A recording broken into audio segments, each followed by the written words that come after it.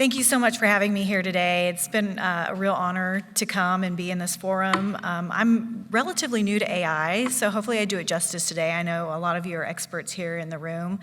But it's a really exciting time to be in this new kind of emerging, burgeoning industry that we have coming on as we, kind of tackle some of these new threats that we're seeing moving forward. I represent not just the Space Force, but Space Systems Command out at Los Angeles Air Force Base. It's still not quite a Space Force base yet. We're working on getting the bases, their names changed.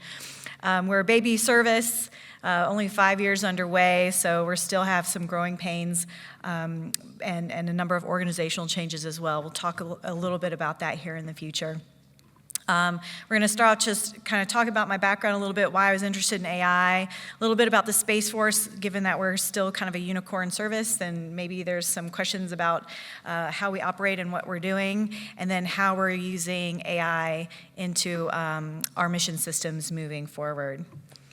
Space Camp was really a pivotal experience for me as a kid. I came to Space Camp on a whim. Didn't think I would resonate with the information that was coming out, but I latched on, really loved it. It really put me on a vector and a path for an interest in space, and my dad was in the Army, so it was a really great blend of space and service that he really instilled in me, and the best path to go was through RTC program, and of course Auburn University, because that's where my whole family went, so there was no doubt where I was going. By the way, how's that basketball team doing? War Eagle? All right, I heard one Roll Tide in the audience, so you gotta give us basketball at least, okay, please. So I had a great time at Auburn, but I always knew I wanted to do space. There wasn't a Space Force at the time, so I stuck with the Air Force. 23 years in, the NDA was signed for a Space Force, and as soon as I was able to become a Guardian, I signed my hand up. I resigned my Air Force commission and became a Guardian. And I've been now in the service for 4 years as a Guardian of the U.S. Space Force. So pretty exciting time. The last job that I was in prior to coming here that was stated was my job in MEO missile warning missile track. So we are talking about proliferating constellations in the MEO orbit, mid-Earth orbit, similar to what we're doing in low Earth orbit, as you might know about Starlink and a lot of the other LEO missions that are out there. We're also proliferating in the mid-Earth orbit, so one layer higher. And that was the system that I was looking at acquiring. I know some of my MDA counterparts are here in the audience. We worked very closely in a combined program office with the Missile Defense Agency and the Space Development Agency on an integrated approach on how are we going to get all the data, the sensor data coming in from a missile warning and missile tracking perspective to work together. And that's where I kind of really started to understand the importance of data and AI and what it could do. We're talking about the service, the Space Force, only has 9,400 active duty Guardians. And that's spread across operations and intelligence, cyber, and acquisitions. So not everybody is doing operations. So what that means is we have to have a very small operations footprint. We don't have a lot of Guardians who can operate hundreds and hundreds of satellites, process all of that data, exploit it as needed, and act upon that data. So we really do need to have a tool like artificial intelligence to help sanitize all of that, integrate all the data coming in from different sources, and help the warfighters make decisions quickly. So going back a number of years, the history of space, I think we're all familiar with it. We kind of put these in 4 bins. The space race, seeds of conflict, new era of military presence. They're all really important. In that time period, the United States had space dominance. We had the luxury of time to field systems. We had a budget that supported it. We were able to field these really big, beautiful sensors that cost a lot of money. And as we're hitting into the 90s and the 2000s, we realized, hey, we're starting to lose that gap of dominance in the space domain. The era that we're in now, emergence of new threats, race to resilience, is really because the enemy and the adversaries have developed a whole host of new technologies that are really requiring us to have to move faster, have to field faster capabilities, smaller, rapid, iterate on the systems that we are currently building. So not build these big, exquisite systems that take decades and decades to acquire and millions of dollars. We've got to get the cost down. We've got to build them smaller, fewer requirements, get them on orbit, and iterate on them. And that's where the proliferated constellations come in. A whole host of these threats are coming in, anti-satellite weapons. One that's not mentioned on here, again, that affects those of us in the missile defense world, hypersonic glide vehicles, cyber attacks, satellite networks, private space companies. All of these things are really changing the atmosphere and the dynamic of the space domain in a way that we need to really be faster on how we're fielding these capabilities. Pulling it back to AI, this is another one of those capabilities that is really coming at us excruciatingly quickly. I know you've all talked about DeepSeek today. In fact, I was at 2 other conferences just before coming here, all AI focused, and they all were talking about DeepSeek and the impacts that it has. Again, a capability coming in from one of our strongest adversaries, really changing the economic dynamic that we have, building systems with fewer chips and dependencies than we are thinking AI takes. And so they're challenging how our approaches to artificial intelligence more than ever before. Currently, and we'll talk about this in future charts, AI is very expensive. It's just like those exquisite satellites that we had fielded before. It's very expensive. There's a lot of layers to it.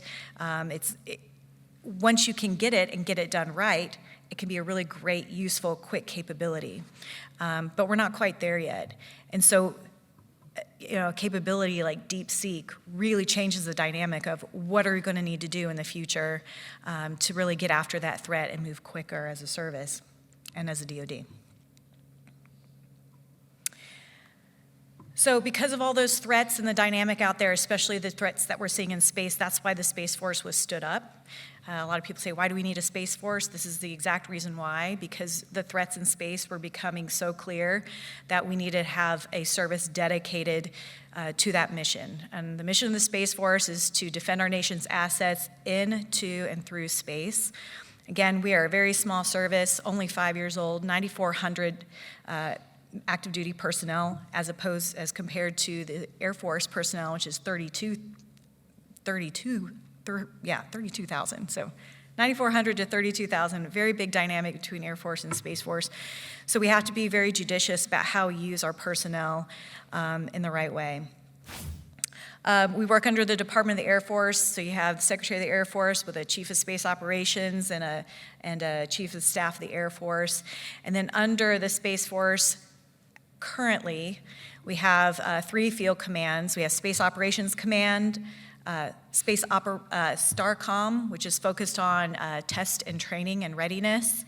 And then we have Space Systems Command, which is where I work out in Los Angeles. We're starting to model the Army Futures Command, and we're going to be standing up futures here, hopefully very soon. We've been talking about it for a little less than a year. I'm not sure where that's going to be headquartered yet, but that will be our 4th field command in the service. We are rapidly adjusting our organization to, again, meet this dynamic threat. So who knows, maybe tomorrow we'll have a different org chart, but today, as we stand, this is what we're looking at. We do have service components within each combatant command. So we do have people sprinkled all over the world to help provide space tasking as needed to our warfighters in the field. Our core functions, space superiority, global mission operations, assured access to space. So I like to think of, in terms of on-orbit sensors, everything from a space superiority perspective is looking up in space. It's understanding what's going on in the space domain.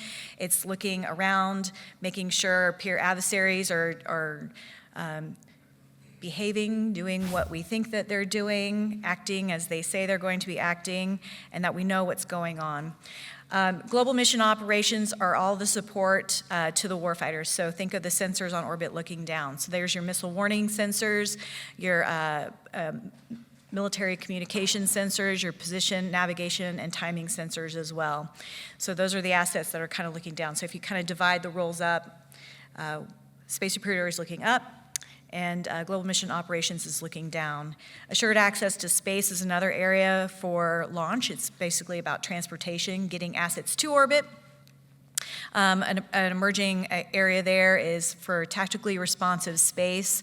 So we have capability to do a launch on demand option where we have small launch vehicles, and if there's an issue with one of our satellite systems, in general right now with the LEO systems, we can reconstitute that constellation very quickly if for some reason it's impacted by an adversary threat or something of the natural environment. Another area that we're also exploring is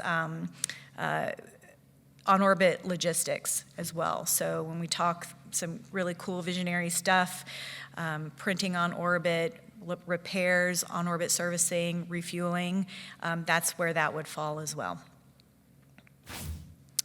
Key mission areas and efforts.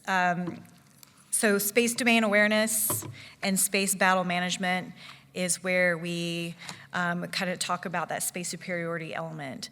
So space domain awareness, it's also, so we have a lot of similar acronyms. We have 2 SDAs in the Space Force, just FYI. We have Space Domain Awareness and the Space Development Agency, so I'll do my best to distinguish between the two. But Space Domain Awareness is kind of how it sounds. You're looking up at space, you're trying to understand what's going on. Space Battle Management is about how do you control and manage all the assets in orbit once they're there. So it's a lot of command and control elements in Space Battle Management as well. Space sensing, again, we're looking now at global mission operations, we're looking down at the ground. So space sensing includes missile warning, missile tracking and track custody, so that those MEO and those LEO layers that I was talking about, being able to track all of those very dynamic threats such as the hypersonic glide vehicles. That's a new mission area that we're looking at across all of our combined joint partners. That's in space sensing in addition to weather. So we do have some very key critical weather taskers that we need to fill that's specific to the military. That's within space sensing as well. And then military communications, position, navigation, and timing. So that's your GPSs, that's your MILSAT comms, all of those satellites that help provide a data transport layer and provide PNT to the service. All of those are supported by battle management, command and control, and communications. So think of that as our ground layer.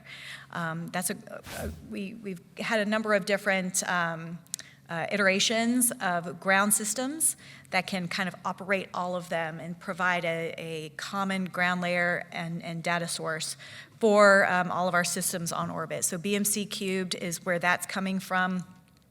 It also affects how we interact and engage with the other services as well. So it's a really important layer to make sure that we get right. This is where we're going to do most of our artificial intelligence and data processing. So we'll come back to BMC cubed in a little bit. OTTI, operational test and training, we have a new PEO stood up to do training, simulations, live fire simulations, modeling, digital engineering, and that will help support warfighter training as well. And then where I sit now, so I left my fun job in space sensing, and now I'm doing systems engineering and enterprise support. So really thinking about holistically, how are we closing the kill chains across all of those different programs to make sure that from sensor to shooter, we can ensure that the systems as a whole will work together, getting away from very stovepiped satellite systems that we've been able to acquire in the past. Space enterprise support consists of industrial base, making sure that we're keeping the industrial base healthy as well, and making sure that the capabilities that we need in the future will still be able to be acquired by our industry partners moving forward. So in the 1970s, going back to my Air Force vernacular, John Boyd developed a framework for making quick decisions when you're in an operational environment called the OODA loop. Hopefully, I don't know how many of you have heard of the OODA loop. It stands for Observe, Orient, Decide, and Act. And essentially, it's a way to understand what's going on in your situation, make an assessment, act upon it, and then continue to do an assessment on that. We've taken that one step further in joint doctrine to another concept to kind of add to that framework called F2T2EA. I know we love our acronyms, right? So F2T2EA is find, fix, track, target, engage, and assess. And when we talk about space systems, we really have to divide all of our different sensors up into these different areas. And artificial intelligence plays an important key role in all of these different parts of that framework. So finding is initially observing something that's happening, an event. Fixing is honing in on that target. Tracking is monitoring that target through all of its phases of flight or whatever operation it's doing. Target is determining, hey, at what point are they doing something they shouldn't be doing, and really focusing on that and figuring out what the next steps should or could be. Engaging is obviously engaging on that target, and then assessing is, hey, did we do what we thought we were going to do? It's kind of like a battle damage assessment type of piece. And so in all of those areas, it's really important, again, with only 9,400 guardians and not all of them operators, to be very judicious and diligent about how we use our human resources. When you're talking about weapons effects, especially when it affects lives and livelihood, and it might mean we might be going to war or in a conflict, we can't leave all of that in the hands of machines. There's got to be a person that helps to make that decision along the way. So artificial intelligence is an amazing tool, as long as the data is good, and we'll talk a little bit about that, for sanitizing, grabbing all the right data from all the different sensor sources, integrating it in a way that the operator can make a decision on whether or not we need to engage on a target. So AI can do a lot of the other steps along the way, but at the end of the day, there's going to need to be a human somewhere on the loop to make that decision about whether to engage on target and what to do next. So we need to have support from a number of other organizations. Again, we can't do any of this in a stovepipe, so interfaces and standards are very important for making sure these systems work together. We need to have support from our civil and our commercial and allied sensors, the Missile Defense Agency, the National Reconnaissance Organization, and other IC partners as well. They help provide a number of data that helps with the F2T2EA concept. Again, we have a host of sensors from all those organizations, ensuring that the data is coming into one source of truth that we can pull from and make that assessment. So the Unified Data Library, which we'll talk about a little bit here in a few minutes, is really key to that. Space battle management, having a system that can help determine command and control and what we're doing next with each of the targets is very key. And then the space defense of high-value assets as well. So we need to make sure that our assets on orbit, those exquisite sensors that we need to do the really tough jobs, are also protected while we're up there.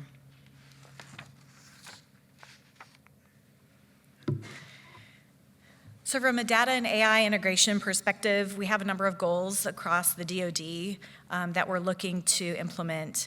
And again, I came from a number of conferences just before here. We're talking with the Chief Data and AI Officer for the Space Force, and we're taking their guidance and implementing it across our mission systems within Space Systems Command and SPOC and STARCOM. So the key one I like to think about right now is unity of effort. We need to have some good governance to make sure that we're all marching towards the same page. There's some efforts in a prototype fashion that are out there, but we need to make sure at the end of the day we're all working towards the same thing. Again, AI is very resource intensive, very expensive, and we want to make sure that we are heading towards the path of helping the warfighter at the end of the day. Increasing warfighter capability. We've got, with enterprise integration and infrastructure through the Unified Data Library as that single source of truth for where all of our data is going to go in, making sure that UDL is secure at all layers, using zero trust principles and all of that to make sure that we have a single source that we can really truly see that integration across all the different centers. Reducing cognitive load, again, when we're talking about engaging on a target, we want to be sure that the humans have all of the information and the data that they need to make that appropriate assessment before engaging, and decreasing the time to decision as well. we always talk about the adversary coming in on our OODA loop. You know, they're exceeding the speed of our OODA loop. We're not making those decisions fast enough. So AI will definitely help enable that decision loop.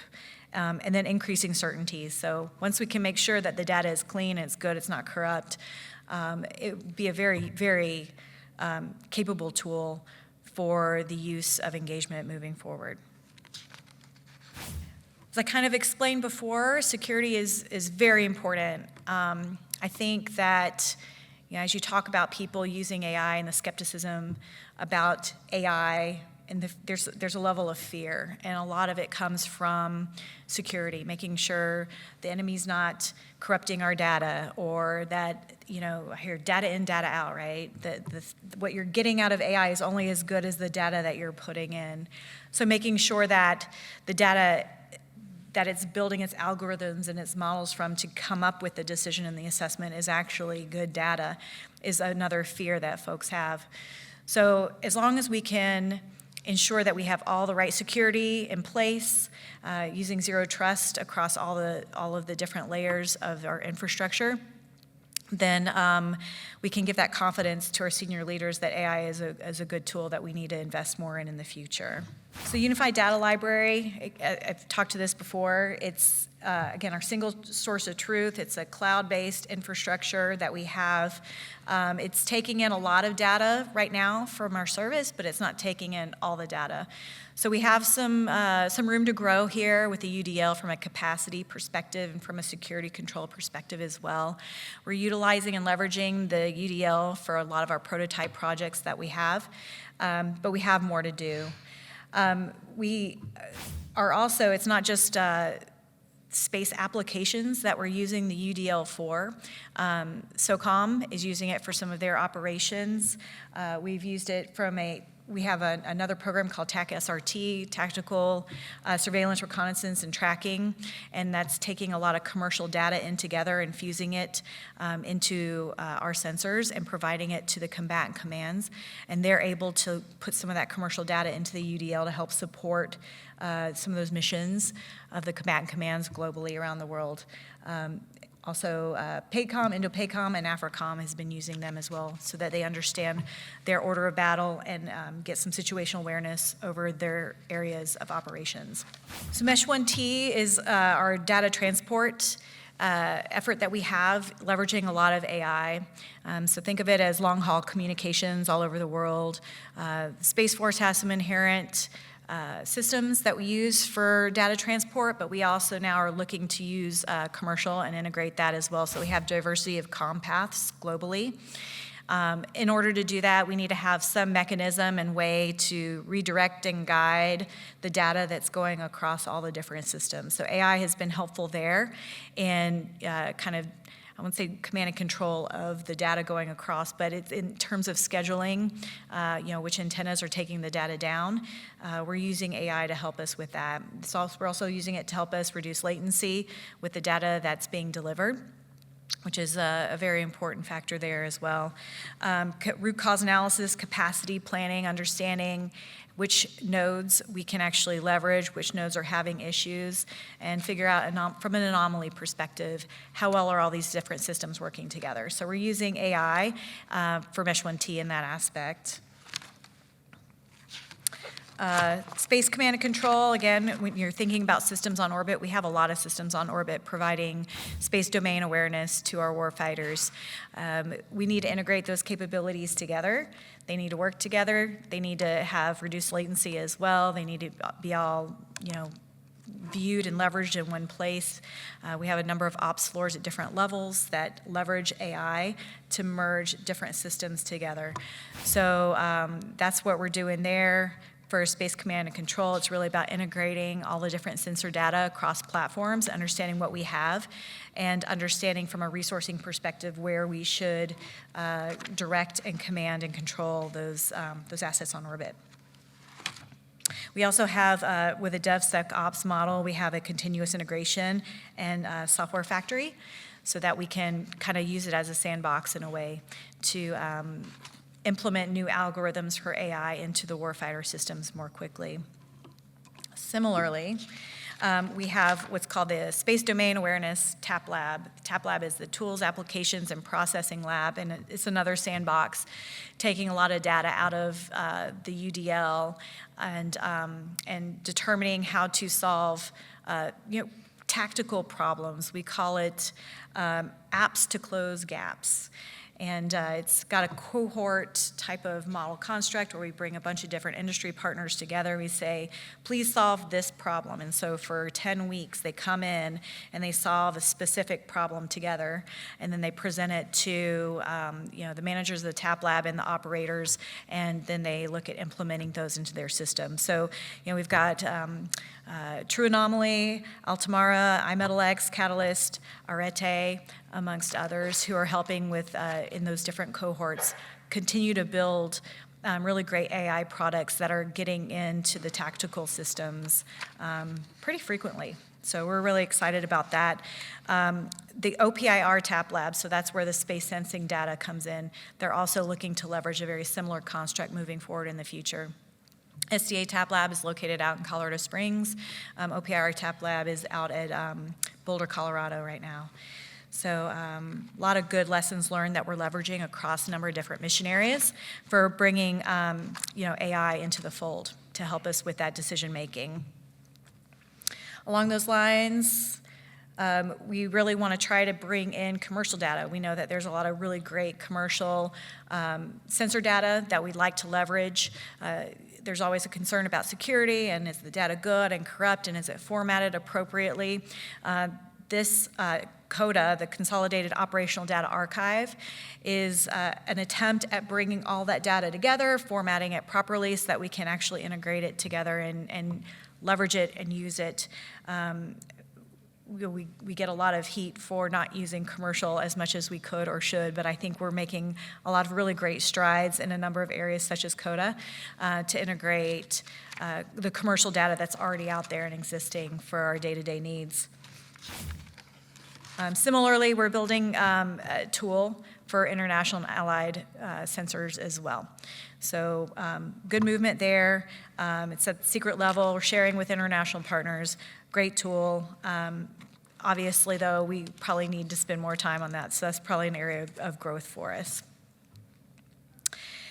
And then moving forward, we really need to continue. We're starting this. I would say the Army is probably, I see some maybe Army folks in the audience, leaps and bounds ahead of the Air Force and Space Force, surprisingly, in artificial intelligence and getting their workforce educated on what AI is and the tools that it can bring to the fight.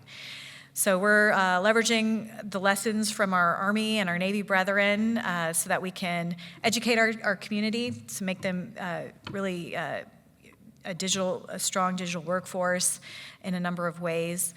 One of our biggest successes lately is that we just put out Nipper GPT, so it's a chat GPT-like option, but we're able to really focus on just CUI data that's really just military applicable.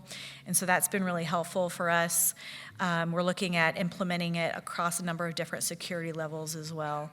And I think that's where a lot of our challenges lie with a lot of these large language models and the use of AI is we have to get a number of approvals. This is a real big pain point that we have. A number of different approvals from an authority to operate perspective across different security layers. So we're starting with Nipper GPT on the unclassed side using controlled and classified information. Eventually, I think we plan to grow it into secret and top secret and so on and so forth, so it can really leverage that large language model in the future for different applications. We've also got I3E, which stands for Integrated Immersive Intelligent Environment, and it's a training environment that really serves a number of different purposes. So it's training. It's situational awareness, so leaders can go and watch this big globe and see where all the satellites are on orbit, so you can get kind of a situational awareness picture of what's going on. You can use it for digital engineering, model-based systems engineering as well. It's this really multi-use environment designed to help, again, make our workforce's job a lot easier, ensure that the satellite systems that we're acquiring all work together and are integrated as well, and that we have a good sight picture of everything going on in the space domain. So a lot of great movement going on there. I talked earlier about OTTI, which is the PEO that's in charge of operational test and training, and they're in charge of that effort as well. So really looking forward to seeing what our Guardians are going to be able to do in the future from a training and command and control perspective through I3E. From a launch perspective, they've actually been doing artificial intelligence a lot sooner than we have on the rest of the service, so they kind of started it for a lot of us in terms of logistics on the different launch platforms that they have. You know, they've launched more rockets in this last year. Every year they're launching more and more and more rockets, and so to understand and help with that capacity of launches that they're having down at the Cape and at Vandenberg, they really need to depend on tools like artificial intelligence to help make that more efficient for everybody. So that access to space is really truly being enabled by artificial intelligence already. Feel free to QR code the heck out of all of these for different places. You got Space Force, you got Space Systems Command. SSC Front Door is for any industry partners that are asking how do we start to do work with the service, how do we get in. It's a really great starting point if you're an industry partner looking to start to help build systems for the Space Force moving forward. So I encourage you to look at any of those and connect with us. We're happy to answer any questions you all might have. We do a lot of amazing work out in Los Angeles. We're really proud of what we're doing and the systems that we're building. AI is just going to make us all that much better, but we need to make sure that the fear is dispelled. You know, it's an acknowledgement that it's a tool, that we put the right kind of data in, and we're getting the right kind of information out with data that we trust through our secure systems. So with that, I got plenty of time for questions now. So I don't know if you all have any, but happy to entertain any. I've got two questions for you. First one, to go back to your comments around collaboration with other organizations. I don't know if the United Nations still has an Office of Outer Space Affairs. I know they did. I presume they have something comparable. How do we work with either them or other NGOs? Like, can you give examples of any kind of collaboration with organizations like that? And then related question, given the relative size of the Space Force, how much reliance you have on contractors to support a lot of this activity and the technology, and relative to how large of a team that we have in-house within the Space Force? So we do depend heavily on our contractor workforce to do what we do.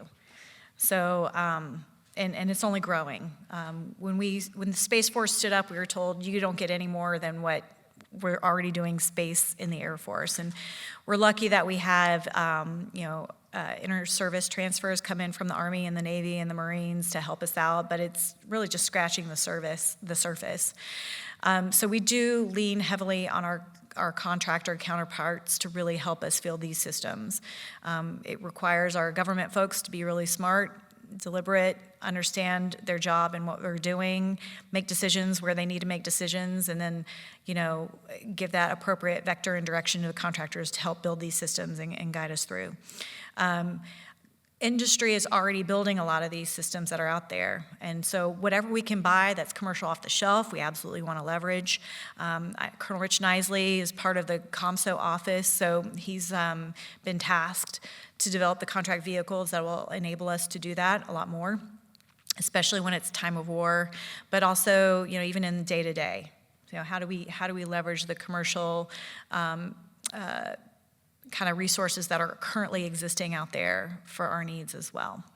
So that was the answer to your second question. The first question, we're scratching the surface with ACTS that we kind of described before from an international affairs perspective. We have an office dedicated to international affairs. We're starting to do more in FMS sales, for working more with our international partners. Again, there's so many concerns around security when it comes to working with our international partners, even our Five Eye partners, unfortunately. We have we've overclassified over the years a lot of our space systems. We're in the process of trying to declassify where we can, where it makes sense, combine some classifications where we can, but it's a long road. And so there's a lot of things out there called, secret no form. I know General Saltzman is committed to trying to make as much of that yes form. So there's definitely a big movement to make more of it open to our Five Eyes partners as much as we can. We realize that with our small force, and even the Department of Defense itself it's large, but it's not terribly large. We're not going to fight these fights without our international partners. So it's really key that we have that engagement with them. And hope and trust that what they're getting from their country's industry partners is also trustworthy. It's been vetted through securities, so much that we could integrate it into our systems and ensure that it's going to be secure. I think that's where the hesitancy comes in. We also have to go through a lot with the State Department as well to ensure that the actions we take with our international partners are going to be fine. I think that's where we feel the most policy constraints is really through the State Department policies right now. Who knows, we might see something lift here soon, fingers crossed, but there's a near-term threat on the horizon. We are always told, watch out for 2026. So we have a national imperative to really field our systems quicker, in order to be ready for a potential something happening around that time frame.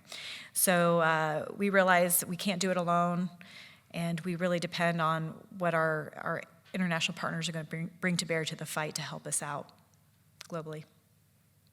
Thanks. Good afternoon, Colonel. Thank you for the briefing. This previous question was a good lead-in. So my company, Oasis Incorporated, we're a small business. We're on the EWAC vehicle, digital engineering down at Eglin, thinking about AFWorks, Doolittle Institute, SIB or STTR. Can you comment on preferred pathways for small business partners to be able to collaborate with Space Force? Absolutely. Actually, one of the programs I worked on was innovation and prototyping.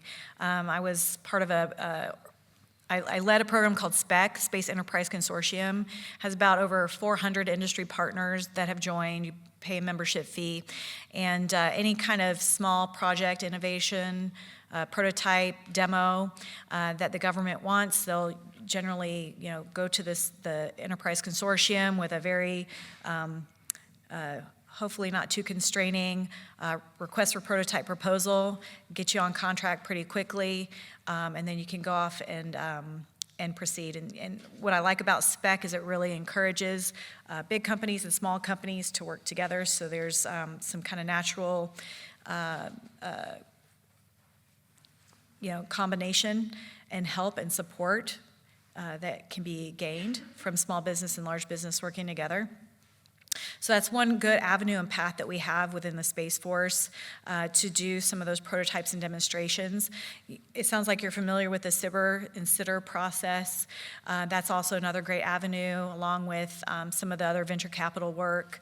Oh goodness, I'm blanking on what they're called. But anyway, there's a joint venture capitalist with the U.S. government kind of concept where we partner together on financing some other projects that we think are going to be technically relevant in terms of meeting these new and emerging threats, right?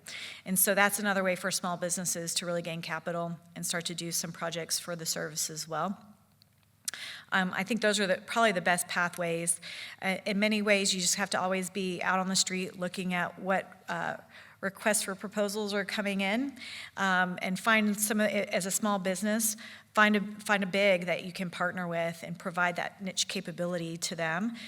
In many ways, what I really liked about SPEC was there was a certain percentage of small business every contract had to have. So it really did help grow that industrial base of small businesses towards building new capabilities.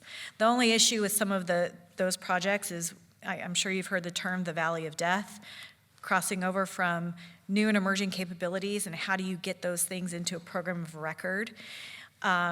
We still struggle with that, and I've luckily been on both sides of that valley, and personally I think if you have a program office that's pulling a new capability across that valley, you're more likely to have that capability be more enduring over time. So I would urge you again to look at some of those bigger RFPs and don't be intimidated by them. Look for opportunities to partner with some of the bigger defense contractors, leverage some of their capabilities and some of the resources they have, and that's how you're probably going to help grow your business and get that capability fielded in a more enduring fashion into a program of record in the future. That's my 2 cents. There. So I'm curious, it seems like you're making a lot of progress in implementing even an LLM, which is surprising and exciting to see that you guys are implementing that quickly. I'm curious, as it moves forward into more secret levels, is there like plans for infrastructure or doing that training yourselves, or is that something you're looking for industry to provide? We're doing a lot of training right now, and again, AI is scary. It's scary to our workforce. It's scary to our senior leaders who may want to invest in this capability moving forward, and they kind of don't understand it. They have visions of the Terminator coming in and taking over the world. I don't know, sometimes when I read things, I think it could happen. I don't know. I don't want to put any doubts out there. But, you know, as I've done my training, you know, recognizing it as a tool, and it's only as good as the data that goes into that tool is, I think, an important message to lay out there to the workforce. So we kind of have a different phased approach to training our workforce. Right now, it's about adoption. So there's adoption at different levels. There's adoption at the early entry worker level. You know, a lot of the younger workforce, they got this. They don't need training. They grew up with a lot of this, right, in many ways. So a lot of the training is kind of geared towards that middle tier generation that isn't quite familiar with AI, but wants to learn more and implement it more broadly. So we're doing a lot of training. We have our personnel shop, the S1. They're focused on offering a number of different types of training across different institutions, different levels. So, and I've been at executive level AI training, for instance, right? So I've been to some training at National Defense University in Monterey. A lot of them are kind of homegrown DoD types of training courses, but I'm sure there's been some industry assistance with the training as well. I've been to another class led by Carnegie Mellon, so an institution. Again, Carnegie Mellon collaborated with the Army on a year-long program to make some AI competent warriors. And so we were trying to leverage some of that here in the Space Force. So I got to be in a prototype course for that. So I'm sure there was some contractor assistance there and that. There are a number of like digital university platforms that we have that really are leveraging contractor, like Udemy and some of the other contractor available learning opportunities that are out there. So I think there's a blend, if that answers your question. I think there's a blend of contractor training that's out there and some DoD-led training that's out there. It's really about making sure we have the funding and the facilitation and the ability to advertise that these classes are out there. And then there's got to be a desire from the workforce to want it as well. So the element I was referring to, and that was very useful, but is the training of the LLMs themselves. Oh, okay, not the workforce. Okay, all right.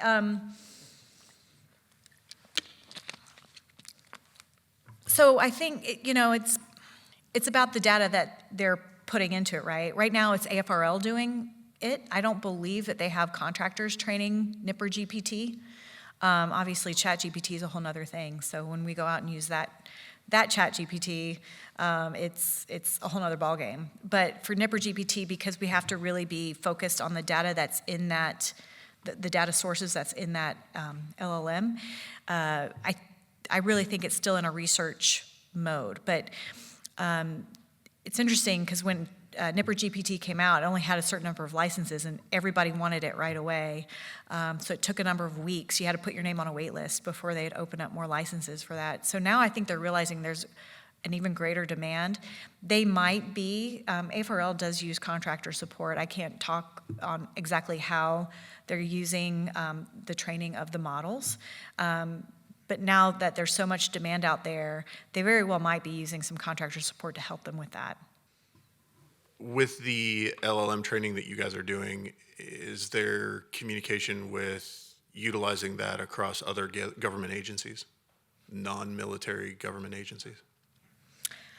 So I know Army has their own GPT as well. You're nodding your head up and down. What's the name of it? Do you remember? Camo GPT. So Army's kind of got their own. Air Force and Space Force kind of have Nipper GPT. I'm not sure if they're going to integrate at some point. I think that's a wonderful question. They should, absolutely. I mean, I think it makes a lot of sense in terms of understanding Army ConOps and what they're doing and where their mindset is and how can we as a Space Force help enable their mission. I think there should be some kind of a combination at some point. But right now, because it's still in kind of the prototype phase, I think they are a little stovepiped per service right now, but I absolutely see some growth there for sure. Morning, ma'am. My name is Colton Parton. I'm currently with NASA's Partnerships and Opportunity Development Office here at Marshall. But previous to this, I was a captain in the Space Force, worked at the SBIRS Operations Center as the Operations Center commander there. So I am very tuned in to the task saturation that a lot of the operators experience there on the operations floor. Does the service and the development of the future capabilities when it comes to PWSA, next-gen geo, just the increased flux of data that operators, specifically at the Operations Center and many others, will be experiencing, can you just talk a little bit about the interest in possibly automating the real-time processing and releasing of that data, or is that function too critical to national security to implement such processes? There's a question to my heart right there. Yeah, so I've got a history with all those systems, but from an acquisitions perspective, and so we're definitely thinking long-term as well. You know, we feel the operator pain, and we're like, how can we help those pain points? And it's interesting, when my system was coming on, we were told, hey, you're going to proliferate in MEO, and the data's, going to go down, and the operators are going to use it. The operators were like, no, we're not. We don't have the capacity. We don't have the people. We don't have the room, the server space, anything to take in all of this data, to include the PWSA data from LEO, right? So we were forced to find our own operations solutions, and that's one of the reasons, Space Development Agency has an ops floor here in Huntsville.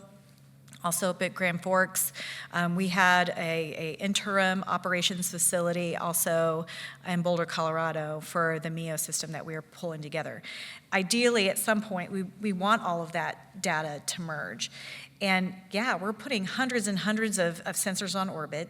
So there's the command and control of all these sensors. Right now, as you're well aware, just to manage a handful of satellites, it's quite an operation. A lot of manpower is required just to do command and control. That's not even to process the data and understand how to use the data.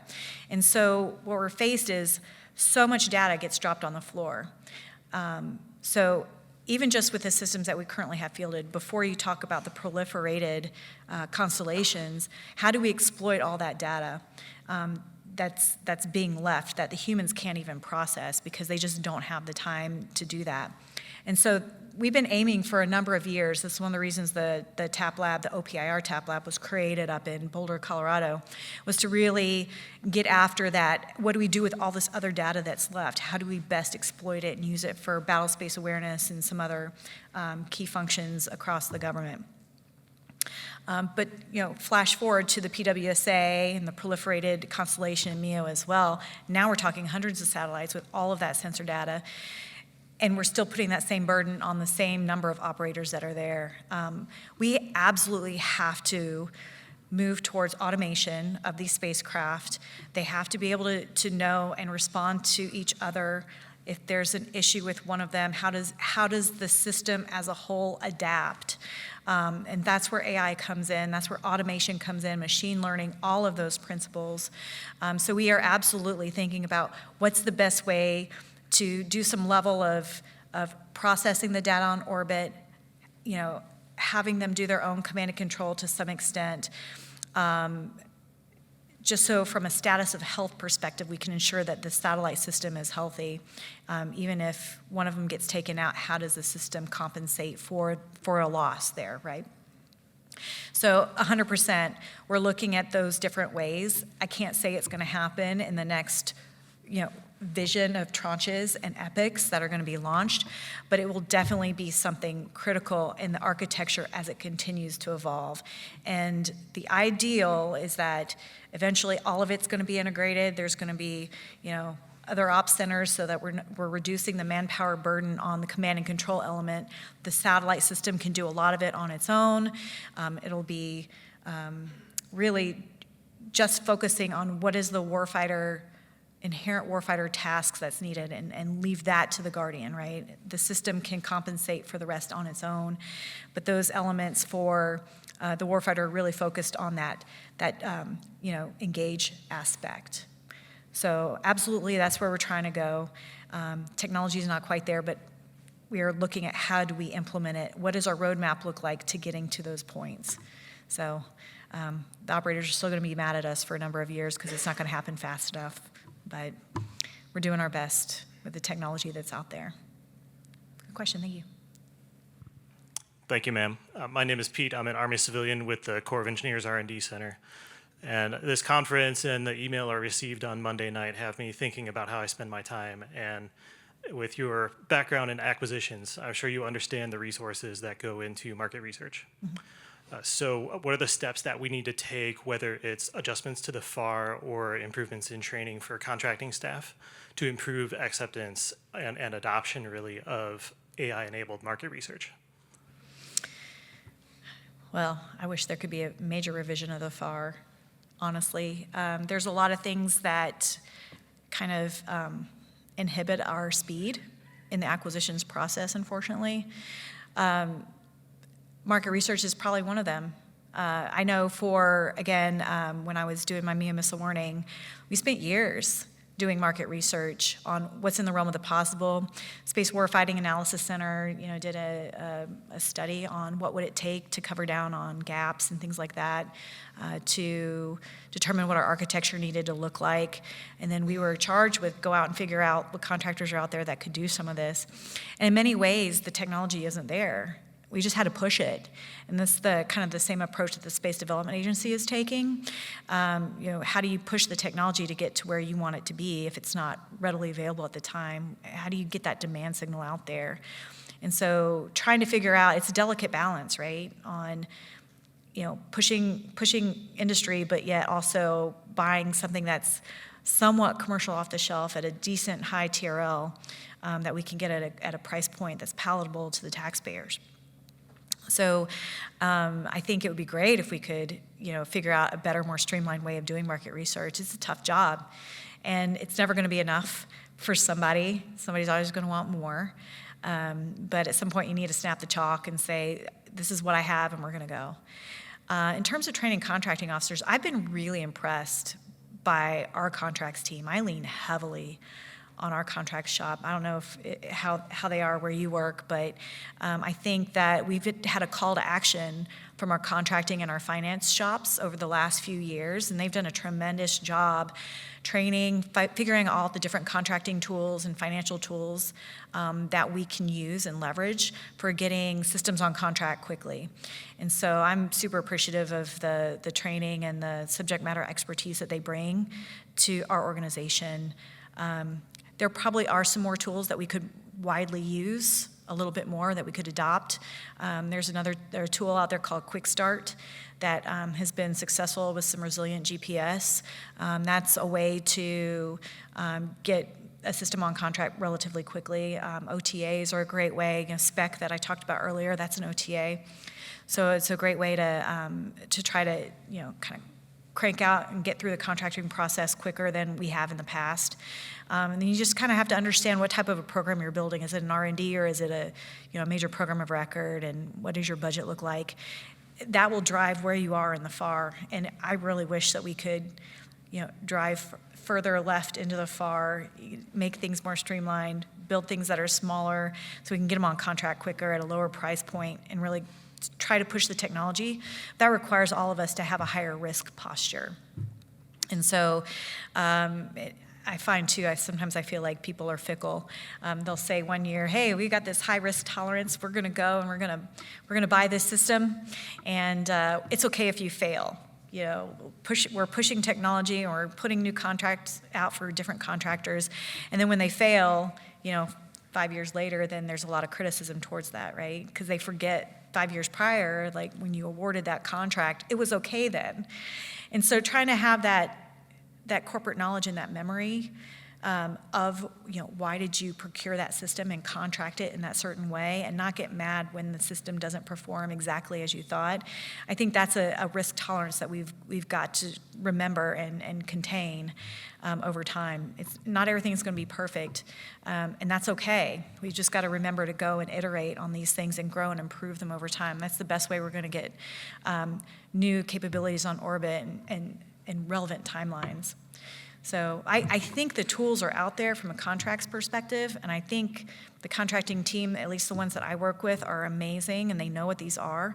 But there's a little bit of hesitancy within the five-sided puzzle palace to actually pursue some of those opportunities, unfortunately. If there are no other questions, thank you all so much. Again, it was my pleasure to be here. I'm really excited for what artificial intelligence is going to be able to do to really enable these capabilities, make sure that we get all the data, we integrate data across a number of different platforms, we can command and control our sensors, we can get all the data, we can understand what's going on to help our warfighters. It's really important that we adopt this tool and we make sure it's good and right, and that our leadership is comfortable using it in a wartime scenario. So we're aiming to get there. Definitely eager to seek your assistance as industry partners in helping us get there in the future.